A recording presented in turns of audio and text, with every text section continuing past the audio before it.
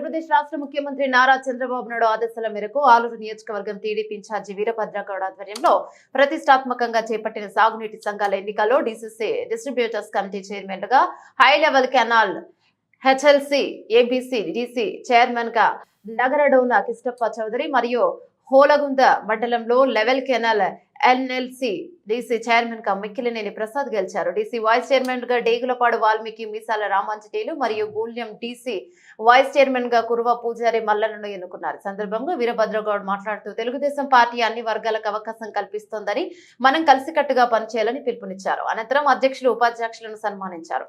టీడీపీలో మీరందరికీ సహకారం మిక్కిలినేని ప్రసాద్ ను అపెక్స్ కమిటీ చైర్మన్ గా చేయబోతున్నాం. ఆలూరు నియోజకవర్గాన్ని కలిసి అభివృద్ధి చేసుకుందామని తెలిపారు. టీడీపీ పార్టీకి కంచుకోట ఆలూరు ప్రజలకు సేవ చేసే భాగ్యం దేవుడు కల్పించారన్నారు. కార్యక్రమంలో డీసీ చైర్మన్లు నగరడోన కిష్టప్ప, మిక్కిలినేని ప్రసాద్, వైస్ చైర్మన్లు డేగులపాడు రామాంజనేయులు, గూళ్యం పూజారి మల్లన్న, హోలగుంద టీడీపీ మండల కన్వీనర్ తిప్పయ్య, ఆలూరు టీడీపీ మండల convener Ashok Yadav, TDP senior నాయకులు, కార్యకర్తల అభిమానులు పాల్గొన్నారు.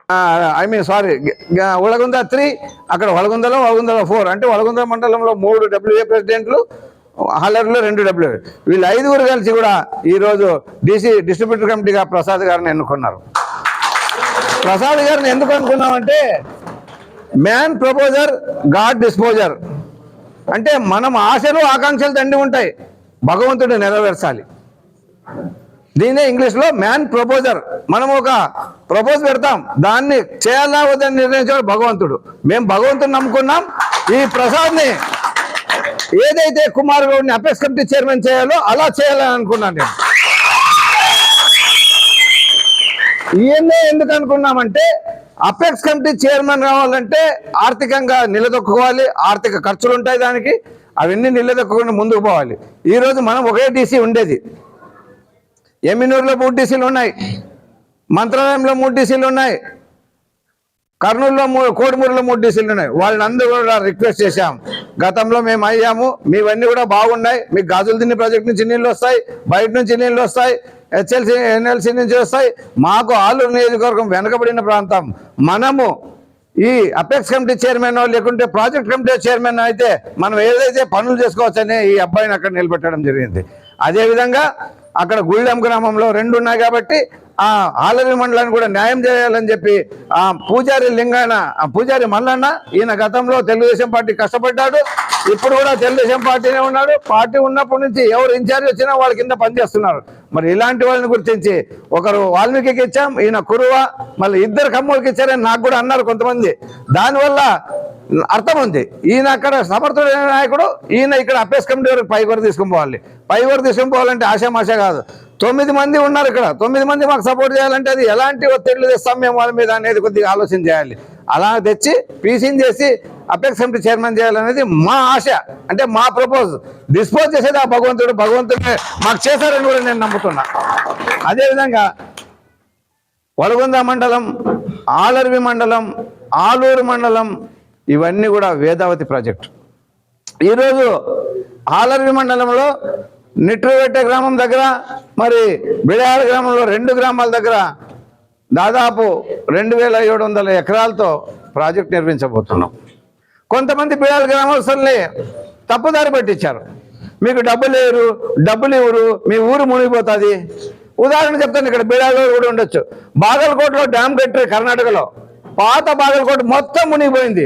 ఆ కొత్త బాగల్కోట గడ్డ మీద కట్టి వాళ్ళకి అందరికీ కూడా భూసేకరణ ఇచ్చి, ఇల్లు కట్టి, డబ్బులు ఇచ్చి, కాంపెన్సేషన్ ఇచ్చి. అలాంటివి ప్రత్యామ్నాయం పని ఖచ్చితంగా గవర్నమెంట్ చేస్తుంది. ఎందుకంటే ఒక ఊరిలో ఒక 100 ఇండ్లు పక్కన పెడితే ఇక్కడ ఎన్ని వందల ఇండ్లు, ఎన్ని వేల ఇండ్లు కుటుంబాలు బాగుపడతాయని గవర్నమెంట్ ఆలోచన చేస్తుంది. అదేవిధంగా గత 5 సంవత్సరాల్లో 130 కోట్లు పనిచేస్తే 100 కోట్లు అది చాలా కష్టం మీద కాంట్రాక్టర్ తెచ్చుకున్నాడు. ఇంకా కాంట్రాక్టర్ నా వల్ల కాదని ఇడిచిపెట్టిపోయినాడు. ఇప్పుడు అదే కాంట్రాక్టర్ మళ్ళీ ముందుకు వచ్చాడు. ఎందుకు వచ్చాడు? అప్పుడు అదే కాంట్రాక్టర్ వద్దని పోయాడు, ఇప్పుడు అదే కాంట్రాక్టర్. అంటే ఆయనకు నమ్మకం ఎవరి మీద? చంద్రబాబు నాయుడు గారి మీద ఆయనకి నమ్మకం. చంద్రబాబు నాయుడు కష్టపడి పనిచేస్తాడు, పనులు చేసేదాంట్లో ముందుంచి ఉంటాడు. మరి ఇటువంటి ముఖ్యమంత్రి ఉన్నప్పుడు నేనెందుకు పని వదులుకోనాలని చెప్పి ఈరోజు ఆయన మళ్ళా ముందుకు రావడం జరిగింది. మననే ఆయన్ని కలిసాం.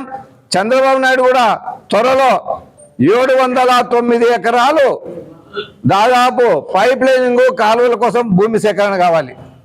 మరి అందులో 9 ఎకరాలు అప్పుడే తీసుకున్నాం.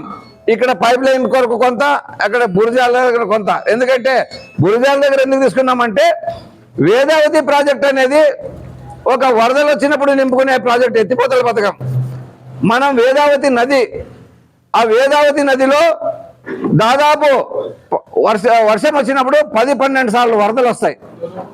మరి అలాంటి వరదలు వచ్చినప్పుడు ఎత్తిపోతల వల్ల నీళ్ళు నింపుకుంటే మనకు అది పనికి వస్తుందని చెప్పి నేను ప్రపోజల్ పెడితే, మనం ఎంత ముఖ్యమంత్రి గారు ఒకవేళ వర్షమే రాకపోతే ఏం చేస్తారన్నారు అప్పట్లో.